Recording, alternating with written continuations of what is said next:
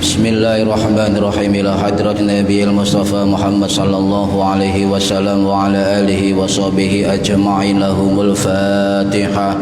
A'udzu billahi minasyaitonir rajim. Bismillahirrahmanirrahim. Alhamdulillahi rabbil alamin. Arrahmanir rahim. Maliki yaumiddin. Iyyaka na'budu wa iyyaka nasta'in. Ihdinas siratal mustaqim. Siratal ladzina an'amta 'alaihim ghairil maghdubi 'alaihim waladdallin. Rabbighfirli wa liwalidayya amin. Hadiyatan minna ila arwahi masyayikhina wa li muallimina wa li murabbi rabbina wa liman ajazana wa li ulama'ina wa li muassis nahdlatul ulama ajma'in, khususan ila ruhi musannif kitab Sulamut Taufiq al-Alama as-Sayyid al-Habib al-Syekh Abdullah bin Husain bin Tahir bin Muhammad bin Hashim Ba'alawi wa usulihim wa furuhim wa aswajihim wa duriyatihim wa ahli silsilatihim wa muridihim wa muhibbihim wa jama'iyatihim radhiyallahu anhum. Syai'ul lillahi lana wa lahumul Fatihah. A'udzu billahi minasyaitonir rajim. Bismillahirrahmanirrahim. Alhamdulillahi rabbil alamin. Arrahmanir rahim. Maliki yaumiddin. Iyyaka na'budu wa iyyaka nasta'in. Ihdinas siratal mustaqim. Siratal ladzina an'amta 'alaihim ghairil maghdubi 'alaihim waladdallin. Rabbighfirli wa liwalidayya amin. Tsumma ila arwahi abaina wa ummahatina wa jaddatina wa ila ruhi man fataha hadhil qaryah wa man aqamaha wa li jami'il muslimina wal muslimat wal mu'minat al ahya'i minhum wal anwan ghafarahumullah. Lahumul Fatihah. A'udzu billahi minasyaitonir rajim. Bismillahirrahmanirrahim. Alhamdulillahi rabbil alamin. Arrahmanir rahim. Maliki yaumiddin. Iyyaka na'budu wa iyyaka nasta'in. Ihdinas siratal mustaqim. Siratal ladzina an'amta 'alaihim ghairil maghdubi 'alaihim waladdallin. Rabbighfirli wa liwalidayya amin. A'udzu billahi minasyaitonir rajim. Bismillahirrahmanirrahim.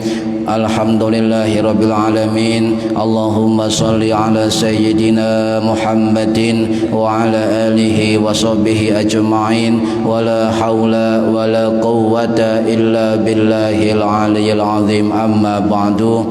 Ingkang kula hormati para bapak, para hadirin, para ibu ingkang kula hormati, mugi-mugi ingkang hadir ingkang ngrungokno angsal barokah, maslahah, manfaat, wa sa'adah wa ni'mata wassalam wassafa'ah fid dini wad dunya wal akhirah.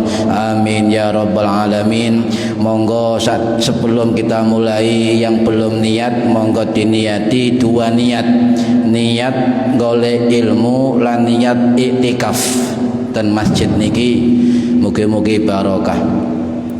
Para hadirin ingkang minulya, tasik bahas tentang rukunnya salat, halaman 22. Bismillahirrahmanirrahim.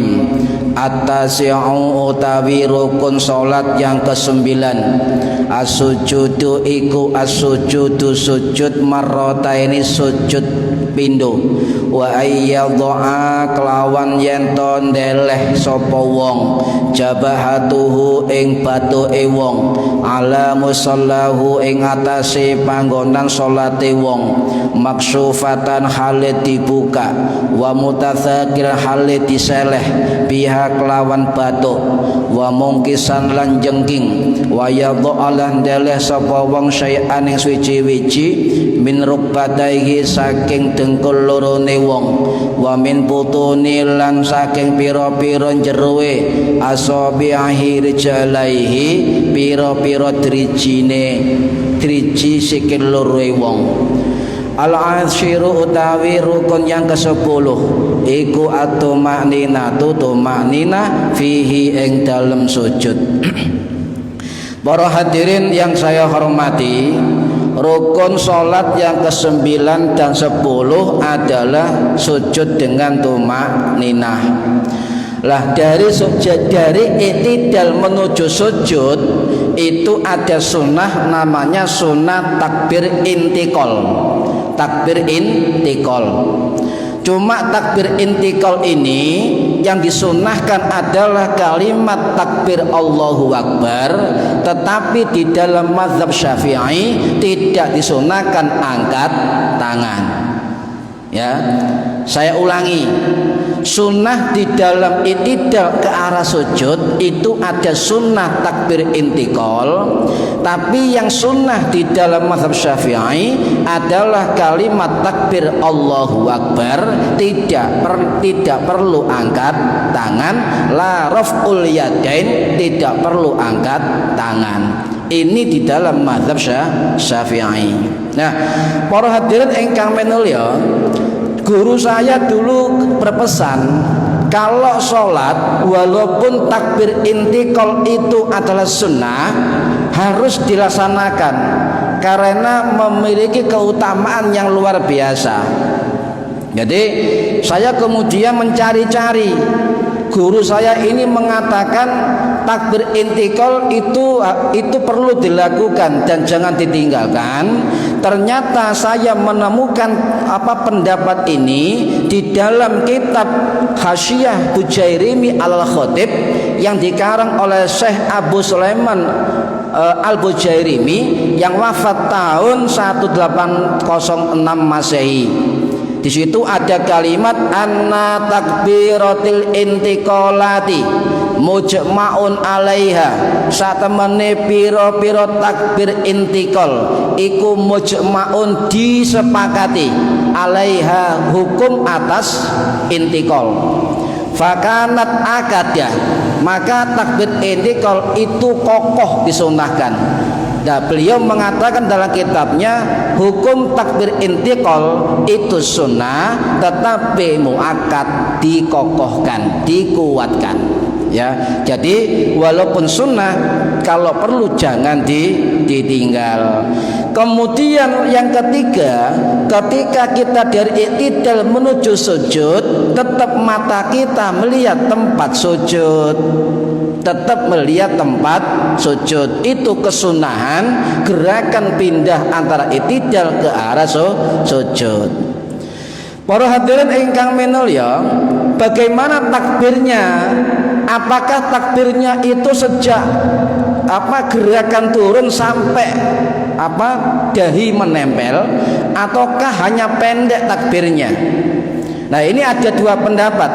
Satu, ketika kita takbir dari i'tidal ke sujud, itu panjangnya disesuaikan dengan pertama gerakan turun sampai dahi menempel ke lantai. Allahu Akbar boleh. Artinya bersamaan dengan gerakan selesai, boleh. Ini pendapat jumhur di dalam mazhab Syafi'i, terutama pendapatnya Imam Nawawi dan juga pendapatnya Imam Ar-Rafi'i dan juga pendapatnya Syekh Ali Asy-Maliki. Kalau sudah ada pendapat dua imam, Imam Nawawi dan Imam Rafi'i, maka ini pendapat kuat di dalam mazhab Syafi'i. Sebab kedua imam ini, Imam Nawawi yang wafat tahun 1277 Masehi, Imam Rafi'i yang wafat tahun 1226 Masehi, itu kedua ulama inilah yang menjadi penyelamat terhadap terusnya pemikiran dan kitab-kitab dari mazhab Syafi'i. Ya, jadi kira-kira 300 tahun lamanya itu tidak jelas mana kitab-kitab mazhab Syafi'i, mana pendapat ulama mazhab Syafi'i, tidak jelas, campur aduk enggak karuan, sehingga muncul ulama besar yang namanya Imam Rafi'i. Beliau hidupnya diwakafkan untuk menjelajah tentang mazhab Syafi'i, yang wafat tahun 86 Masehi. Kemudian dia meneliti mana pendapat yang betul-betul disandarkan kepada Imam Syafi'i, murid Imam Syafi'i, atau kitab dari mazhab Syafi'i. Itu diteliti betul selama hidupnya. Akhirnya beliau berani membuat kitab Al-Muharrar dan juga kitab Fathul Ajiz sebagai bentuk dari keberlanjutan pemikiran fikih dari mazhab Syafi'i. Dan beliau meninggal diteruskan oleh namanya Imam Nawawi, melanjutkan kitab-kitab atau pendapat-pendapat dari ulama mazhab Syafi'i. Maka kesepakatan dari ulama-ulama mazhab Syafi'i bahwa Imam Nawawi dan juga Imam Rafi'i digelari sebagai syaikhan fi mazhab Syafi'i, dua guru besar di dalam mazhab Syafi'i. Nah, pendapat yang pertama ini adalah pendapat kedua imam ditambah Syekh Ali Asifro Malisi. Nah, ini pendapat yang mengatakan takbir intikal mulai turunnya i'tidal ke sujud itu berbarengan dengan gerakannya. Ini pendapat yang pertama, okay? Pendapat yang pertama. Sedangkan yang kedua, pendapatnya mengatakan tidak dianjurkan harus berbarengan dengan gerakan sampai sujud. Boleh sebelumnya, ya, misalnya Allahu Akbar sujud, boleh. Yang penting apa? Tajwidnya kalimat takbir itu harus apa? Benar. Allahu Akbar, begitu. Ini syarat, ya, syarat. Tidak boleh kemudian Allah. Kalau A-nya panjang pada kalimat jalalah Allah, maka itu berarti kalau dalam nahwu ada dua alif. Berarti alif satu, alif yang kedua. Kalau ada ada alif dua, berarti alif yang pertama itu menunjukkan kalimat apa? Pertanyaan. Jadi kalau Allah A-nya panjang, itu artinya siapakah Allah? Hati-hati kalimat takbir. Makanya kiai-kiai dulu jangan bawa-bawa kalimat tauhid di dalam tempat yang tidak semestinya. Kadang-kadang saking semangatnya Allah, wah, artinya siapakah Allah? Ditambahi akbar, double lagi, ya, tambah gak karu-karuan. Siapakah Allah? Apa Allah maha besar? Loh, malah takon. Ini hati-hati. Makanya para ulama-ulama dulu jangan sembarangan menaruh kalimat-kalimat tauhid dan mengucapkan kalimat yang baik Allah la ilaha illallah di tempat-tempat yang tidak semestinya. Ini ya. Para hadirin rahimakumullah. Kemudian ada pertanyaan, ya, kalau kita turun dari ke sujud itu pakai angkat tangan atau tidak? Nah, di dalam mazhab Syafi'i tidak pakai angkat tangan, ya, tidak pakai angkat tangan. Ini riwayat sahabat Ibnu Umar yang wafat tahun 693 Masehi di Mekah. Beliau mengatakan, selama saya sholat dengan kanjeng Nabi Muhammad Sallallahu Alaihi Wasallam, saya tidak pernah melihat Nabi melakukan itu, ya, gak pernah. Wala yaf'alu dzalika hina yasjudu. Tidak pernah Nabi melakukan demikian ketika beliau sujud. Ini adalah hadis sahih dari riwayat Imam Bukhari yang wafat tahun 885 Masehi. Para hadirin rahimakumullah, tetapi panjenengan kalau melihat orang ketika mau sujud pakai angkat tangan, ya jangan disalahkan. Jangan disalahkan. Sebab ada riwayat dari kitab Al-Musannaf karangannya Imam Ibnu Abi Syaibah yang wafat tahun 987 Masehi. Beliau mengatakan bahwa ada riwayat sahabat yang namanya Malik bin Huwairis yang mengatakan bahwa saya pernah melihat Nabi ketika turun ke arah sujud beliau angkat tangan. Annahu ra'an nabiyya sallallahu alaihi wasallam rafa'a yadayhi fi sholatihi wa idza sajada. Saya melihat Nabi sholat dan ketika angkat tangan juga ketika sujud. Hadis riwayat Imam Ahmad dan Imam Nasai. Nah, ini jadi mazhab Syafi'i mengatakan tidak ada angkat tangan ketika turun ke arah sujud. Tetapi kalau ada orang yang angkat tangan ke arah sujud, jangan dihina, jangan disalahkan. Sebab pernah ada riwayat Nabi melakukan itu. Ya, enak kalau enak. Jadi enak, nggak usah kemudian lu ikut sujud ada angkat tangan, aliran baru. Wah, ini kurang ngaji nih. Para hadirin rahimakumullah, Kemudian yang ketiga masalahnya adalah ketika orang dari i'tidal ke arah sujud itu tangan dulu atau lutut dulu? Ayo, tangan dulu atau lutut dulu? Sujud loh, sampai tangan dulu atau lutut dulu? Oh bingung. Biasanya ya apa? Tangan dulu, lutut dulu ada? Ada, ya. Nah, kedua model ini itu namanya tanawu'u, apa? Variasi di dalam cara-cara sholat. Dan keduanya boleh, ya.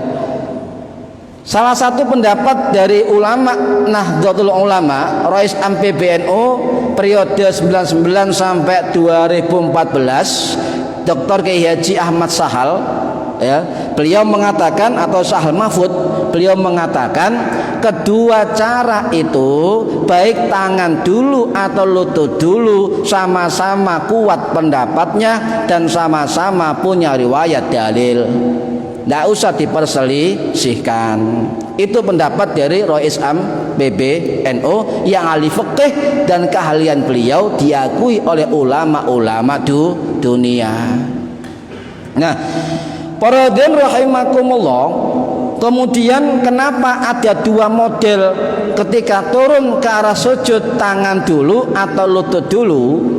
Ini menurut keterangan Ibnu Hajar Al-Asqalani rahimahullah, ulama mazhab Syafi'i yang wafat tahun 1449 Masehi, dalam kitab Bulughul Maram min Adillatil Ahkam, beliau mengatakan perbedaan tangan dulu atau lutut dulu itu berasal dari dua hadis yang berbeda, sama-sama sahih, ya. Yang satu riwayat Abu Hurairah radhiyallahu an, yang satu riwayat sahabat Wa'il bin Hujrin Al-Ansari.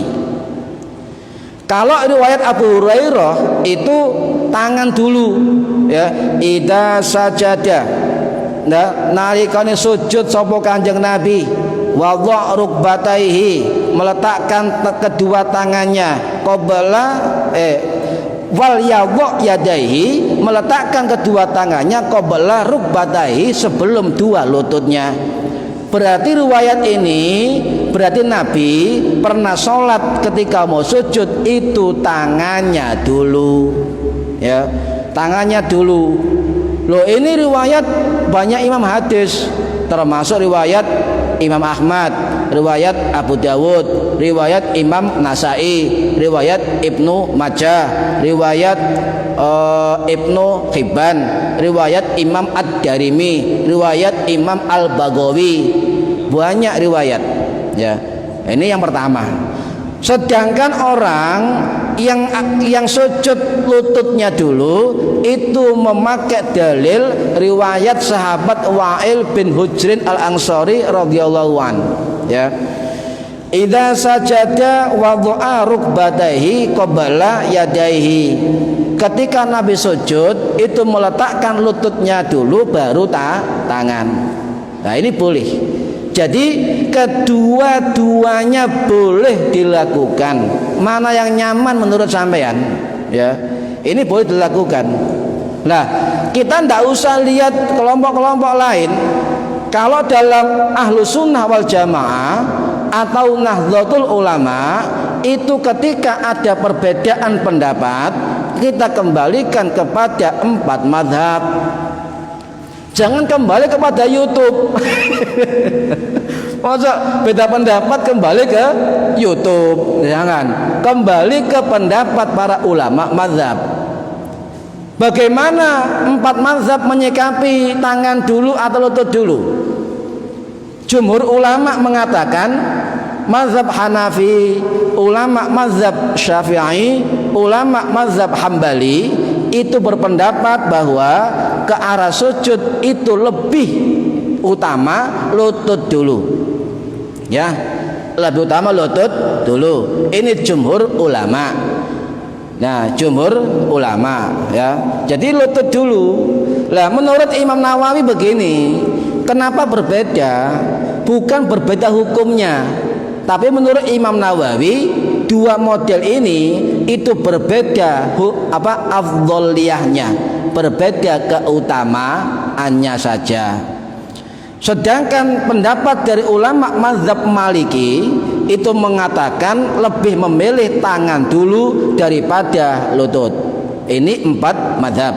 Nah, kalau sudah kita selesaikan 4 mazhab ini, kita simpulkan berarti jumhur ulama, ya, ulama mazhab itu lebih condong kepada lutut dulu daripada tangan dulu. Tetapi kalau jenengan milih tangan dulu, ya tidak apa-apa, tidak apa-apa. Lho Pak, wis kadung kulino tangan dulu, tidak apa-apa. Aku kulino lutut dulu, ya tidak apa-apa. Yang salah adalah orang sujud kepalanya dulu. Nah, itu yang salah. Jungkel ini namanya. Ini yang salah ya. Ini para hadirin rahimakumullah. Oh, baru ngerti. Iya. Nah, di dalam pendapat mazhab ulama Syafi'i diperkuat oleh pendapatnya Imam Wahbah Mustafa Az-Zuwaili, ulama yang wafat tahun 2015 yang lalu, dalam kitabnya Al-Fiqhul Islami wa Adillatuhu. Diperkuat juga menukil pendapat Imam Al-Ghazali At-Tusi, ulama yang wafat tahun 1111 Masehi, dalam kitab Ihya Ulumuddin dan kitab-kitab yang lain, itu menyimpulkan bahwa lebih memilih lutut dulu daripada tangan dulu. Ya, ini bukan salah, gak salah, tapi afdol, afdol, lebih utama. Ya, para hadirin rahimakumullah. Dan ternyata pendapat-pendapat yang mengatakan lutut dulu itu sudah dipraktekkan oleh para sahabat dan juga dipraktekkan oleh ulama-ulama tabi'in, ulama-ulama salaf. Termasuk ini juga amaliyah dari Syekh Ibrahim An-Nakhai, termasuk amaliyah yang dilakukan oleh Syekh Sofyan Al-Sauri, Syekh Imam Mujahid bin Jabir, ya, kemudian juga Imam Muslim bin Yasar, juga termasuk Imam Ibnul Munzir dan sebagainya. Oh, ternyata ya perbedaan pendapat antara lutut dulu atau tangan dulu sudah ada di zaman sahabat dan sudah ada di zaman ulama tabi'in atau ulama salaf. Sekarang 2020 lah kok sih berbeda mententengan. Nah, ini berarti kurang ngaji. Para hadirin rahimakumullah, mana yang nyaman terserah sampean. Kalau dengkul kita sakit ketika dengkul dulu, maka monggo tangan dulu. Ya. Kalau tangan kita sakit misalnya nggak nyaman, monggo lutut dulu. Silakan dipilih mana yang nyaman, tidak apa-apa. Jangan dipersalahkan, terutama wong sing lemu-lemu itu, sing gemuk-gemuk nyun sewu, itu kebanyakan tangan dulu, soalnya nyonggo awak. Ya, inilah rahmat perbedaan pendapat. Coba misalnya turun dari ke arah sujud cuma satu hukum, lutut dulu. Ya sakno sing lemu, akhirnya mudune dengkul sese. Koyang rege ngoten niki. Niki para hadirin rahimakumullah. Paham nggih tentang lutut dulu atau tangan dulu?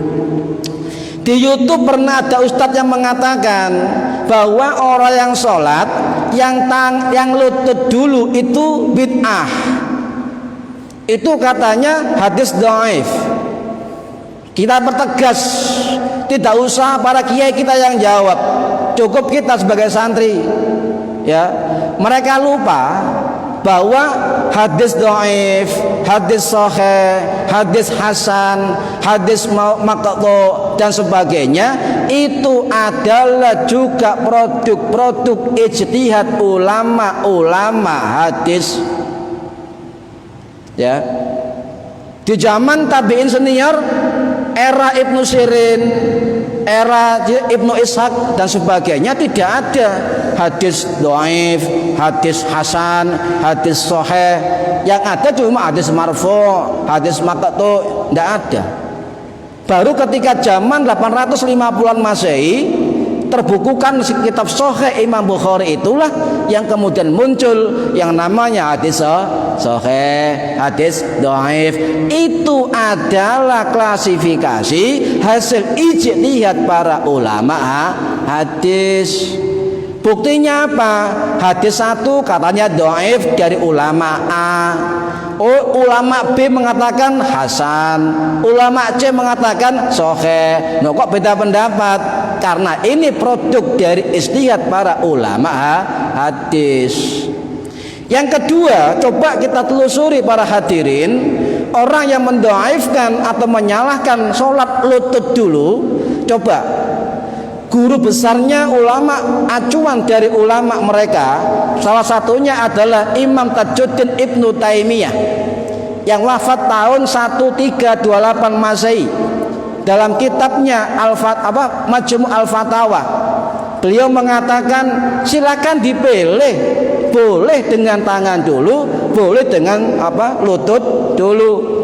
Insya al-musalli yadha'u rukbataihi qabla yadaihi. Silakan pilih, terserah ya, mau meletakkan lutut dulu sebelum tangan, wa insya'a wadha'a yadaihi qabla rukbataihi, atau terserah meletakkan lutut sebelum tangan. Wa sholatuhu shahihatun, dan sholatnya sah ya, sah sholatnya ya, fil halataini, di dalam dua keadaan, bittifaqil ulama. Ini adalah kesepakatan para ulama. Abad 13 sudah menyatakan boleh dipilih.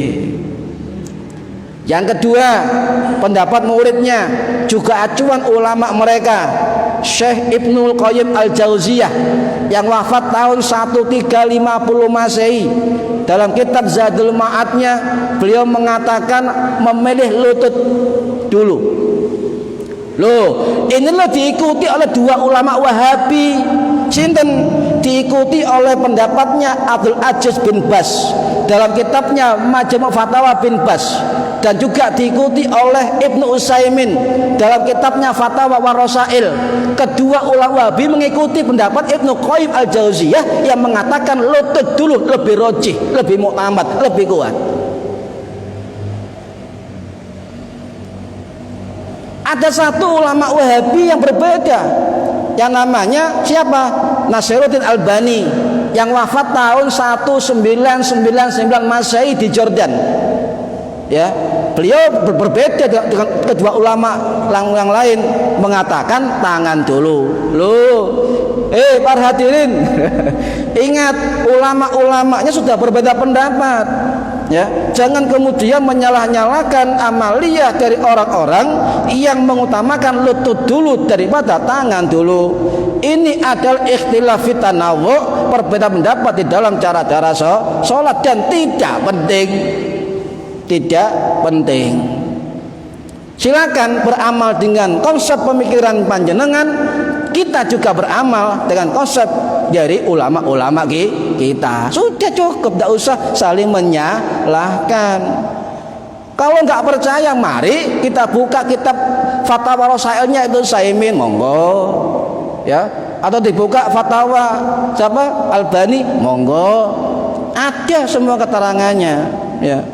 Saya tidak menyalahkan kelompok, tidak, meluruskan. Ayo jangan saling menyalahkan amaliyah orang lain, sebab itu wilayah perbedaan pendapat. Para hadirin rahimakumullah, sekarang begini, jenengan kalau sujud itu ada berapa anggota tubuh yang terlibat? Sujud loh, pernah ada anda? Sujud berapa anggota tubuh yang terlibat? Satu, dahi, ya. Kemudian apa? Ini apa? Jabahah, dahi. Wal yadaini, dua tangan. Warukbatain, dua lutut. Watroful qadamain, ujung-ujung jari kaki. 7 anggota. Ya. Jadi di dalam mazhab Syafi'i disyaratkan orang sujud dengan sab'ah a'dzumin, dengan 7 anggotanya. 1 dahi. Loh, ini hadis Nabi. ya, ini hadis Kanjeng Nabi riwayat sahabat Ibnu Abbas radhiyallahu an yang wafat tahun 687 Masehi di Masjid Taif. Beliau langsung diperintah oleh Nabi Muhammad SAW, umirtu an asjuda ala sab'ati a'dhumin. Saya diperintah kalau sujud itu dengan 7 anggota. Apa? Alal jabahati, dahi, wa asyara biyadihi ala anfihi, Nabi sambil menunjuk isyarat ke arah hidung. Wal yadaini, 2 tangan, wa rukbataihi, 2 lutut, watroful qadamain, 2 ujung-ujung jari, 2 kaki. 7 anggota badan. Ini hadis riwayat Bukhari, Muslim. Jadi yang mengatakan 7 syarat anggota sujud ada 7. Itu memang pendapat dari ulama mazhab Syafi'i yang tercantum di dalam kitab Safinatun Najah karangan Syekh Samir Soleh bin Sumar Al-Hadrami, dan juga ada dalam kitab Kasifatus Sajah karangannya Syekh Nawawi Al-Bantani ada. Tetapi itu hadis Kanjeng Nabi riwayat Imam Bukhari, Muslim. Saya ulangi, sujud itu ada 7 anggota, ya, 7 anggota. Para hadirin rahimakumullah. Tetapi yang berbeda, kalau mazhab Syafi'i mengatakan 7 anggota sujud, mazhab Hambali sama 7 anggota sujud, tetapi melengkapi, menyempurnakan dengan menempelkan hidung, itu mazhab Hambali. Sedangkan dari ulama mazhab Syafi'i menempelkan hidung hukumnya sunnah. Hukumnya sunnah. Menurut Imam Nawawi dalam kitab Al-Majmu' Syarah Muhadzab, beliau mengatakan orang yang sujud hanya nempel dahinya tanpa hidung cukup dan sah. Kalau nempel hidung sunnah. Ya, ini mohon diperhatikan. Nanti saya jelaskan masker bagaimana hukumnya. Ya, biar jelas. Ada ustadz yang mengatakan hadis Tirmidzi begini, Nabi melarang dan sebagainya. Saya jelaskan dengan kitab-kitab syarah Tirmidzinya, kitab syarah Ibnu Hibban, kitab syarah Ibnu Majah, kitab syarah Abu Dawud. Jadi kalau apal hadis jangan kalimatnya saja, keterangannya ambil dari kitab-kitab ulama, para ulama hadis, begitu. Para hadirin rahimakumullah, ya. Jadi sunnah sujud itu ya 7 syarat. Ada sunnah sujud apa? Ini ya, apa? Idza sajadta ya fadha kafaika, letakkan 2 telapak tangan. Ya. Sunnahnya sujud tangan rapat. Ya. Sunnah sujud tangan rapat. Jari-jari. Kalau rukuk tangan renggang. Kalau sujud jari rapat. Sunnah loh ya. Kemudian sunnah yang kedua adalah mengangkat siku. Apa? Warfa mirfaqaika, angkatlah kedua sikumu, diangkat. Sunnah. Ya, itu sunnah. Jadi merapatkan jari-jari, meletakkan 2 telapak tangan, kemudian mengangkat warfa mirfaqaika, mengangkat kedua siku, itu hukumnya sunnah. Hukumnya sunnah. Ya. Jikalau ada orang yang sujud ininya nempel ke lantai, gini ya. Nah, gini ya. Ya, enggak diangkat sikunya, nempel ke lantai, bagaimana hukumnya? Hukumnya makruh. Ya. Karena menyalahi sunnah, tetapi sholatnya tetap sah. Jadi kalau ada orang yang sujud kayak begini, ya, nyun sewu kalbi kayak anjing dalam hadis, ya, jangan disalahkan. Husnudzon dalam ibadah penting. Oh, barangkali dia gak ngerti tentang 7 syarat sujud dan sunnahnya, dan juga mungkin pengikut dari mazhab yang lain.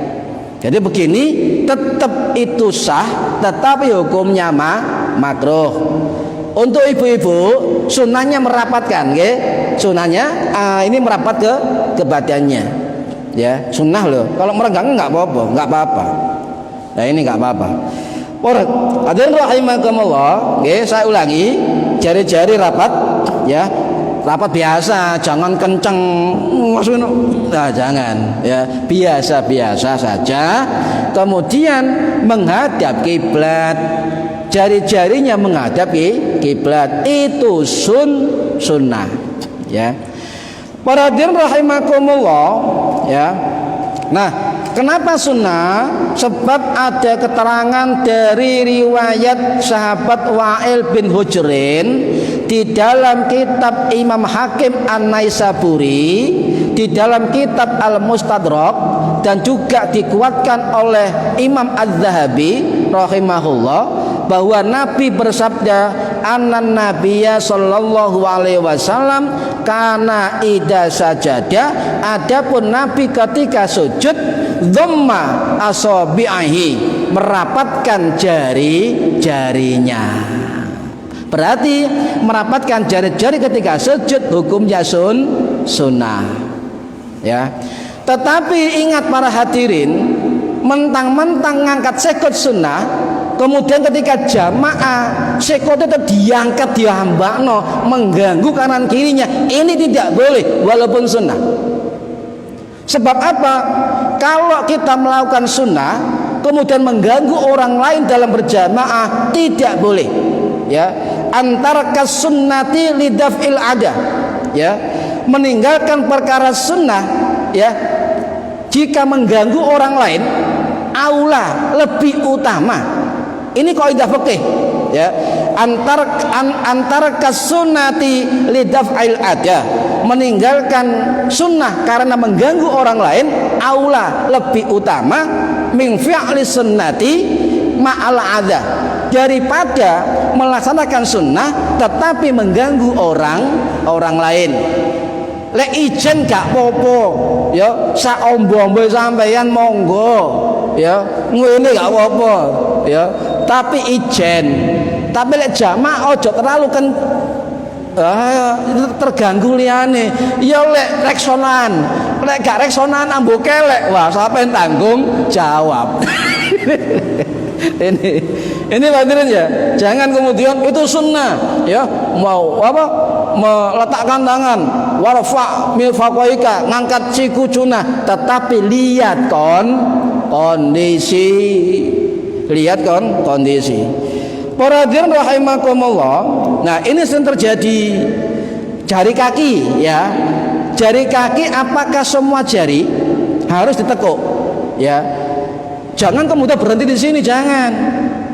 Koma. Di dalam kitab Imam Nawawi Al-Majmu' Syarah Muhadzab, beliau mengatakan lebih sempurna semua jari-jari kaki yang dalam itu ditekuk, lebih sempurna. Tapi kalau sebagian ditekuk tidak apa-apa. Satu saja jempol kalau ditekuk sudah mencukupi. Loh, enak kalau sudah ngaji kitabnya para ulama, cukup.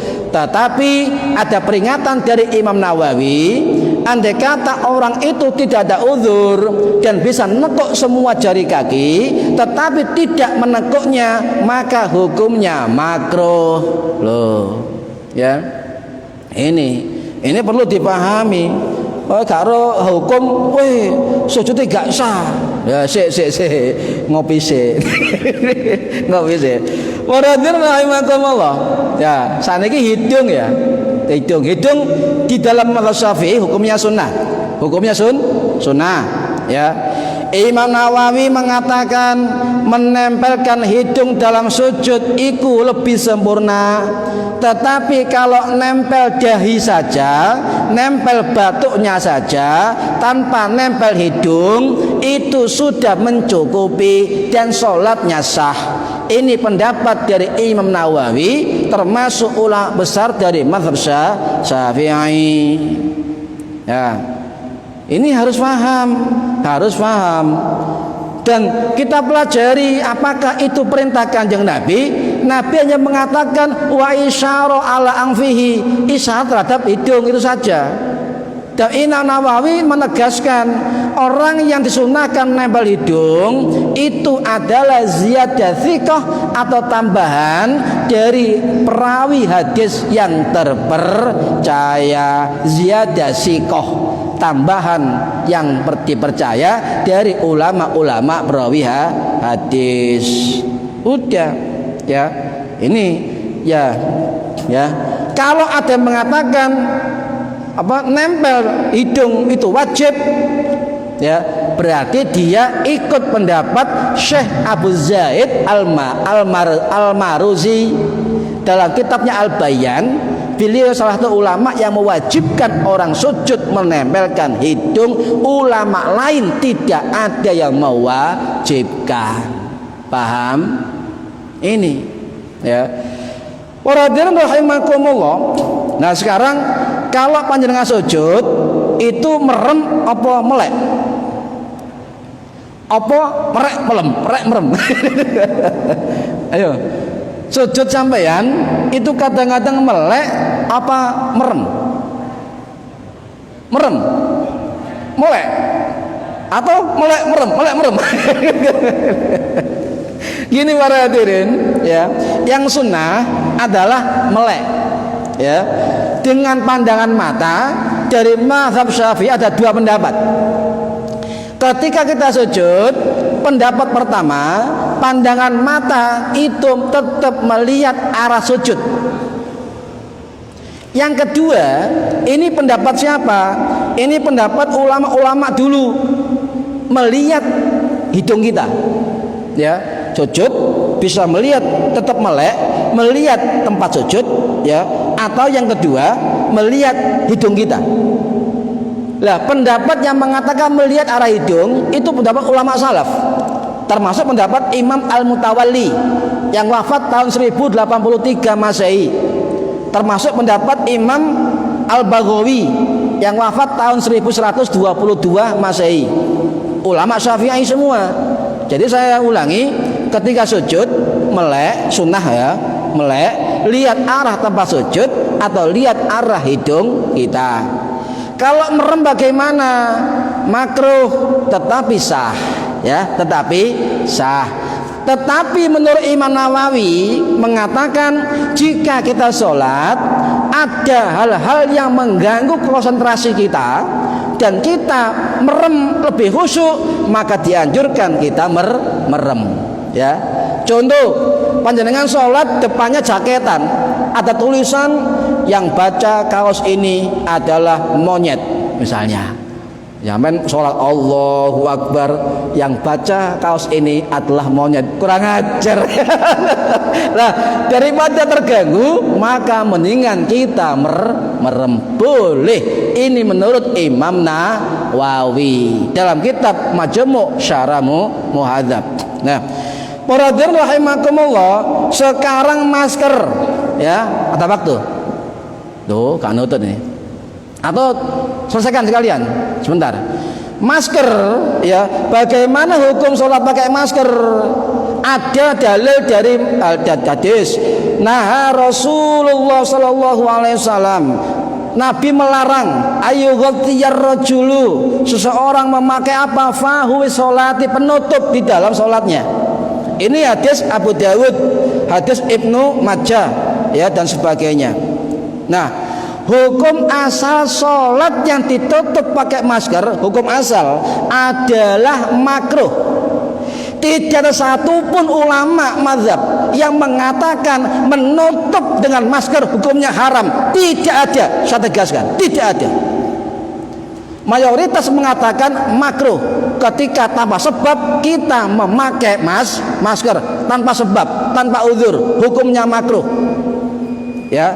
Kemudian ya, jika misalnya begini, dulu orang Arab punya tradisi yang namanya at-talatsum atau tradisi al-litham. Apa itu? Orang Arab dulu ketika ibadah seringkali memakai ujung imamah serban ditutupi di hidungnya atau di mulutnya. Ini tradisi orang Arab, ada namanya talatsum. dan hukum talassum sudah ada di dalam kitab-kitab ulama salaf, sudah ada. Dan semua hampir mengatakan menutup hidung atau mulut ketika sholat tanpa uzur hukumnya makruh dan sholatnya tetap sah. Ya, sebentar saya tambah sebentar.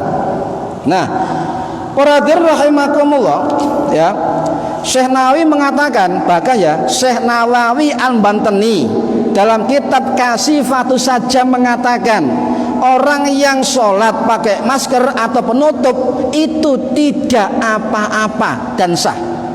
Ya. Kemudian apa? Imam Baihaqi yang wafat tahun 1066 Masehi, ulama hadis mazhab Syafi'i, dalam kitab Sunanul Kubronya mengatakan bahwa para sahabat dulu pernah ketika sholat menutup hidung dan mulutnya, pernah. Hadis riwayat Imam Baihaqi. Maka para hadirin, hukum menutup masker ya kalau tanpa uzur itu makruh. Ya, tapi kalau menutup masker ada uzur dan syar'i itu mubah. Mubah. Bahkan ketika ada ancaman bahaya dianjurkan untuk nutup masker.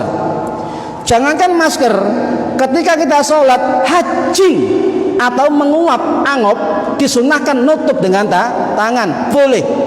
Nutup dengan tangan ketika menguap, bersin hajing itu sunnah ditutup dengan tangan, boleh. Berarti apa? Jika ada sebab, ada hajat, boleh menutup hidung dan mulut ketika sholat, boleh. Hukumnya makruh berubah menjadi mubah. Al-hajat tanzilu ya manzilatad darurah. Hajat atau kebutuhan itu menghilangkan menempati posisi darurat, ya, darurat. Nah, para hadirin rahimakumullah, begini ya. Imam Nawawi mengatakan boleh memakai penutup ketika ada hajat, boleh. Bahkan yang sewu, ketika panjenengan bau batang ketika sholat, bau tidak enak, maka sampean berarti ada hajat, terganggu sholatnya, boleh menutup dengan masker. Tidak hanya pandemi saja, sampean ambu batang ketika sholat, ya, ambu bau terganggu sholat kita ada hajat, menutup dengan masker, boleh. Jangankan pandemi, itu juga boleh. Terakhir para hadirin, wa kullu mamnu'in falid darurati yubahu wal makruhu indal hajat. Setiap larangan yang diperbolehkan, ya, setiap larangan diperbolehkan karena darurat. Ini kaidah fikih. Setiap larangan diperbolehkan karena darurat, ya. Dan perkara makruh bisa menjadi mubah karena darurat. Kaidah fikih. Terakhir, la dzarara wala dzirar. Jangan membahayakan diri sendiri dan membahayakan orang lain. Yang tidak maskeran silakan, tetapi jangan kemudian menyalah-nyalakan pihak lain. Karena ngaji biar paham bahwasanya masker itu sudah jelas hukumnya, sudah jelas patokannya, sudah jelas kaidah fikihnya, jelas dalilnya, jelas kitabnya dan sebagainya. Hormati ketika diperintahkan pakai masker, maka pakailah. Ya, pakailah. Jangan kemudian saya tidak yakin dengan sholat. Berarti kalau orang mengatakan saya nggak yakin sholat diterima pakai masker, berarti apa? Sebaliknya, sak masjid gak sah kabeh, sing sah cuma sampean tok. Tak tegas lagi mesti san. Ya. Terakhir apa? Kaidah fikih al-karahatu tazulu bil hajat. Hukum makruh itu bisa hilang karena ada hajat atau kebutuhan. Demikian, mudah-mudahan manfaat. Kalau ada orang mengatakan kau usah pakai maskeran, ya, kau usah pakai masker, walaupun dia tokoh agama, dia tokoh masyarakat, tetapi kalau tidak memandang penghormatan terhadap hukum-hukum agama, perintah pemerintah dan juga hukum yang sudah berlaku di masyarakat, jangan ditaati. Kita kembali kepada pendapat-pendapat ulama kita, ulama-ulama ahlu sunnah wal jamaah. Mudah-mudahan manfaat fid dini wa dunya wal akhirah. Al-Fatihah. Bismillahirrahmanirrahim. Maliki yaumiddin. Iyyaka na'budu wa iyyaka nasta'in. Shiratal ladzina an'amta 'alaihim ghairil maghdubi 'alaihim. A'udzu billahi minasyaitonir rajim. Alhamdulillahirabbil alamin. Allahumma 'allimna 'ilmal Qur'an wa 'allimna 'ilma la ilaha illallah wa 'allimna bil ladunka 'ilman nasiru bihi kaimul hajjatil mamad. Wa sallallahu alaihi wasallam. Alhamdulillahirabbil alamin. Wallahu a'lam bissawab. Assalamualaikum warahmatullahi wabarakatuh.